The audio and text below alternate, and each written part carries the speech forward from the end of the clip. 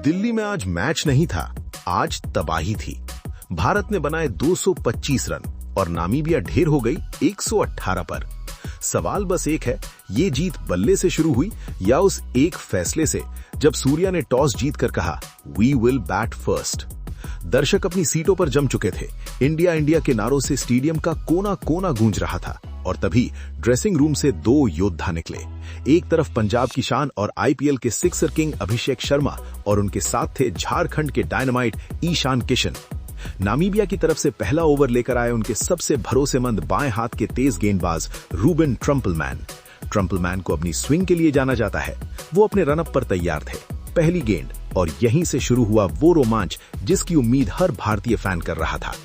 ट्रम्पलमैन ने off stump के बाहर गुड लेंथ गेंद फेंकी, हल्की सी आउट स्विंग की उम्मीद में, लेकिन सामने अभिषेक शर्मा थे। उन्होंने गेंद की मेरिट को नहीं बल्कि गेंदबाज के इरादे को पढ़ा।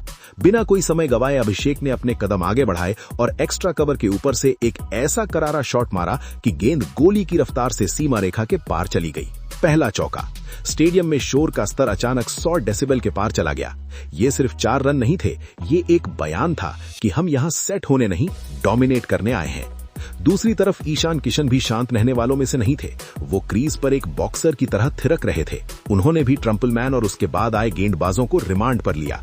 भारत की शुरुआत रॉकेट जैसी थी। ऐसा लग रहा था कि आज 250 का आंकड़ा भी छोटा पड़ जाएगा, लेकिन क्रिकेट अनिश्चितताओं का खेल है। पारी का चौथा ओवर। नामीबिया के कप्तान ने बदलाव किया और गेंद थमाई तेज गेंदबाज बेन शिकोंगो को। शिकोंगो अपनी सटीक लाइन और भारी गेंद के लिए जाने जाते हैं। ईशान किशन, जो अब तक हर गेंद को बाउंड्री के पार भेजने की जल्दी में थे, एक बार फिर प्रहार करने गए। शिकोंगो ने चालाकी दिखाई। उन्होंने गेंद की गति थोड़ी कम की और उसे थोड़ा शॉर्ट रखा। ईशान ने पुल शॉट खेलने की कोशिश की, लेकिन गेंद बल्ले के ऊपरी हिस्से पर लगी। हवा में एक ऊंची आवाज गूंजी। गेंद हवा में थी और फील्डर ने कोई गलती नहीं की।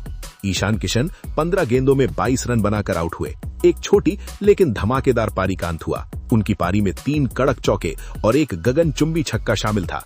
पवेलियन लौटते हुए ईशान के चेहरे पर निराशा थी, लेकिन उन्होंने नींव रख दी थी।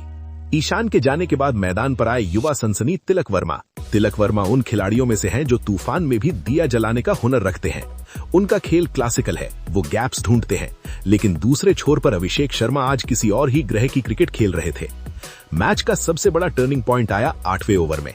नामीबिया ने अपने सबसे अनुभवी स्पिनर बर्नार्ड शोल्ट्स को आक्रमण पर लगाया। शोल्ट्स को लगा कि वो रन गति पर लगाम लगा पाएंगे, लेकिन अभिषेक शर्मा का प्लान कुछ और ही था।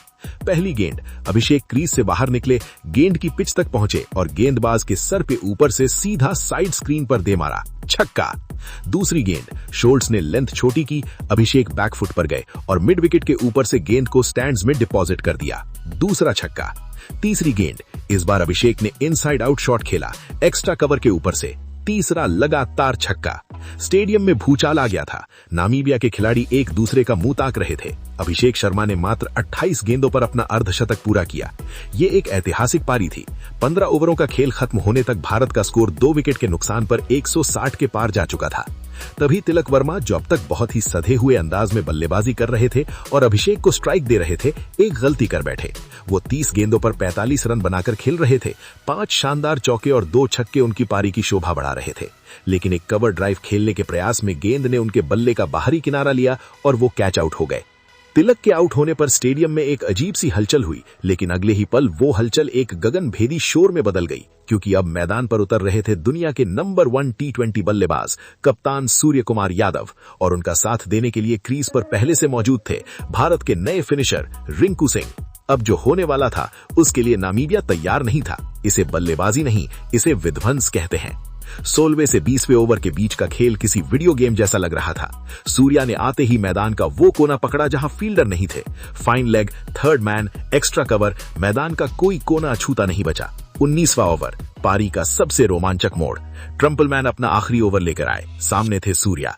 पहली गेंद, सूर्या ने अपने घुटने मोड़े और वो मशहूर सुपला शॉट खेला। गेंद विकेट कीपर के सर के ऊपर से फाइन लेग बाउंड्री के बाहर, छक्का।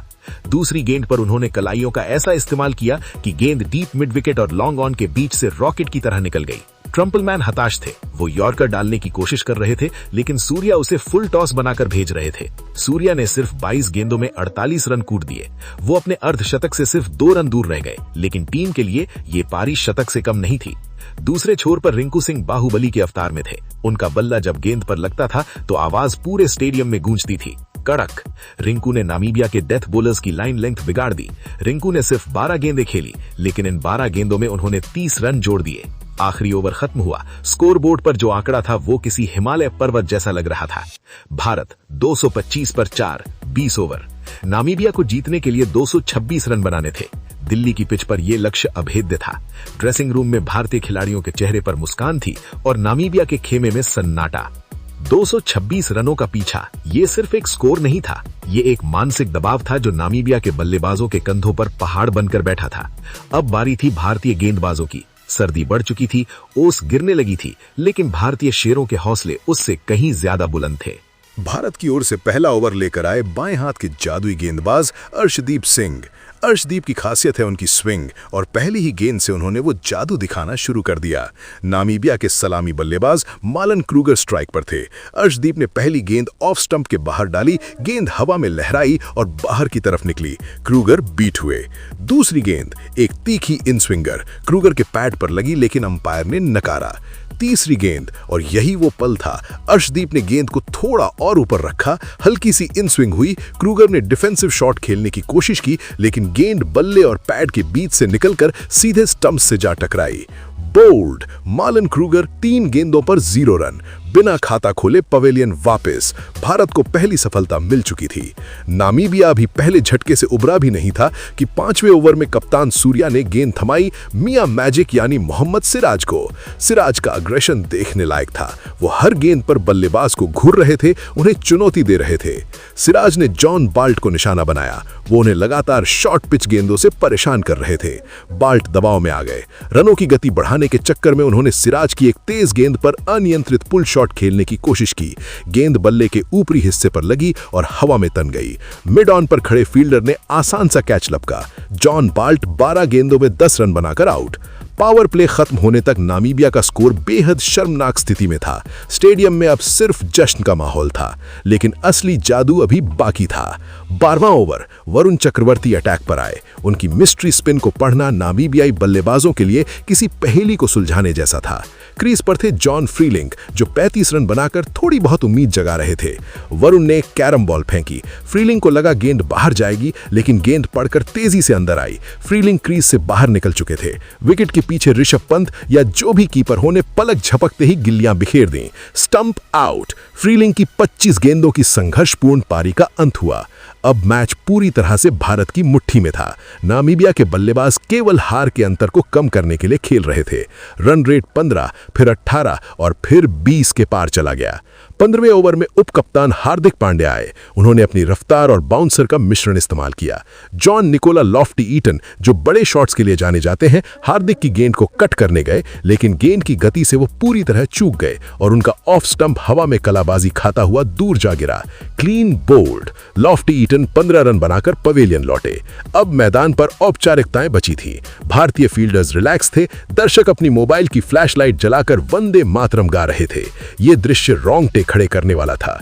आखिरी कील ठोकने के लिए 18वें ओवर में अर्शदीप सिंह वापस आए। उन्होंने पुछल्ले बल्लेबाजों को कोई मौका नहीं दिया।